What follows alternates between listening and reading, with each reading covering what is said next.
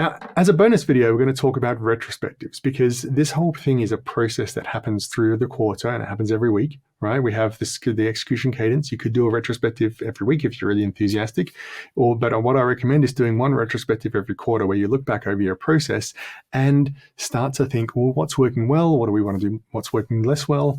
What do we want to do more of? What do we want to do less of? What do we want to stop doing? What do we want to start doing, right? So the usual retrospective kind of thing, I recommend just having a simple discussion with some of the key people in the organization, the leaders that you're working with, or your team, depending on who you have. But have that discussion, you get a whiteboard, make some decisions about how you want to change what you're doing and in the OKR process. Now, I say that because the OKR process is not something that you need to follow religiously. All of these things are open to adaptation. You might have, in some situations, I've had one customer who started out with 16 objectives. I recommend not doing that. They realized there was a problem and narrowed it down to 6 the following quarter. And then following that, they narrowed it down to 3.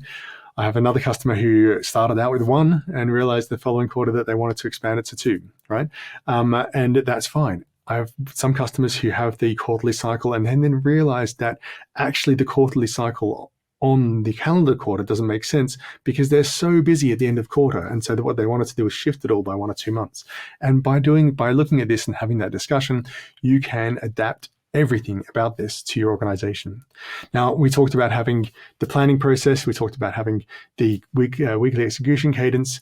We talked about the OKR rhythm itself. All of these things can be adapted and you can put more different things in there. You can realize that you need to do some more strategy work and set up a strategy cycle as well. All of these things can be put in there. So spend some time doing a retrospective once a quarter to review how this is working and improve how it is working for your organization and make some changes. The following quarter, of course, if you made some changes and they didn't work out, you'll do that again. And you can then figure out, well, let's do it differently.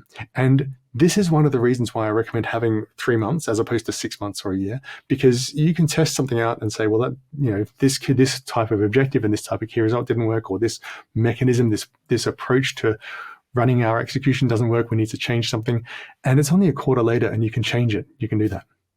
Right, so that's the retrospective. I recommend you doing a retrospective. It's one of the most useful meetings you can have, as long as you make it an efficient meeting and don't sort of waste lots of time. Keep it to half an hour to an hour and have a relatively small number of people involved who ideally gather some feedback beforehand. All right, thanks very much.